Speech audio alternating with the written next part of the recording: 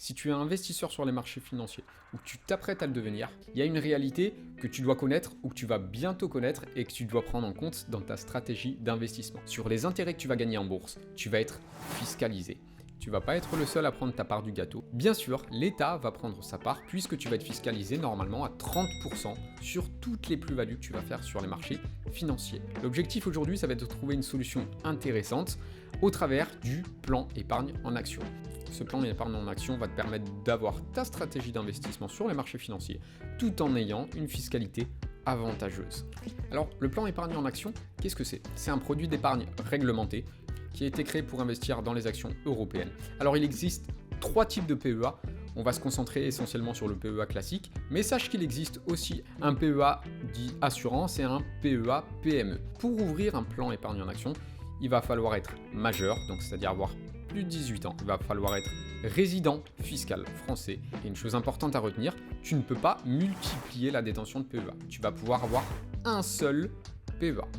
Tu vas pouvoir l'ouvrir soit en passant par des banques traditionnelles, soit en passant par des services de courtage en ligne, par exemple, qui permettent et qui proposent le PEA. Cette niche fiscale, cette enveloppe du PEA, elle est composée de 2 comptes.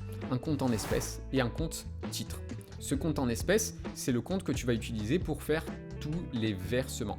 L'argent que tu vas verser sur ton PEA arrivera directement sur ton solde en espèces. Et à partir de ce solde en espèces, tu vas pouvoir acheter tes titres, tes actions sur les marchés financiers, qui va venir approvisionner ton compte titre. On est vraiment dans le cadre d'une enveloppe fiscale. À partir du moment où tu vas verser ton argent sur ton solde en espèces, dans le cadre du PEA, on considère qu'il est sur le PEA. Tu vas pouvoir acheter plusieurs choses, des actions, des parts de SARL, des parts d'organismes de placement collectifs. Et la chose qui est absolument extraordinaire pour toi en tant qu'investisseur français, c'est que tu vas pouvoir acheter des ETF. Il y a une date à retenir concernant le fonctionnement du PEA. 5 ans. Avant 5 ans, tu vas avoir la possibilité de faire de versements libres, dans la limite d'un plafond de 150 000 euros. On ne parle pas d'intérêt, on parle uniquement du capital que tu vas verser sur ton PEA. Tu pourrais avoir un PEA au bout de quelques années d'1 million d'euros sans problème. Concernant les retraits avant 5 ans, tout retrait sur un PEA entraîne sa clôture. Au bout de 5 ans, tu as toujours la possibilité de faire des versements si tu n'es pas au plafond des 150 000 euros. Et tu as par contre cette fois-ci la possibilité de faire des retraits libres sur ton PEA. En ce qui concerne la fiscalité qui est vraiment le gros point fort du PEA, on a encore une fois une seule date à retenir, les 5 ans. Avant les 5 ans, on considère que le fonctionnement est identique à un compte titre. Tu serais soumis à la flat tax, c'est-à-dire 30% de fiscalité sur tes plus-values, 12,8% d'imposition et 17,2% de prélèvements sociaux.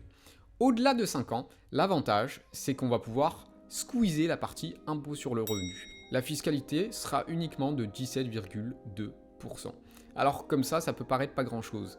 Mais sur des sommes importantes, sur un PEA qui a grossi pendant des années et qui a une part d'intérêt qui est relativement importante, ça peut représenter des milliers et des milliers d'euros de différence. La grande force du PEA aujourd'hui, tu vas pouvoir acheter sur ton PEA via des ETF, tes indices tels que le S&P 500, tels que ton Nasdaq, le MSCI World, etc. C'est vraiment une niche fiscale extraordinaire. En fonction de l'endroit où tu décideras d'ouvrir ton PEA, tu pourrais être soumis à un certain nombre de frais. C'est important de considérer ça dans le cadre de son ouverture. Tu peux être soumis notamment à des frais d'arbitrage, à des droits de garde, à des frais de courtage plus ou moins importants.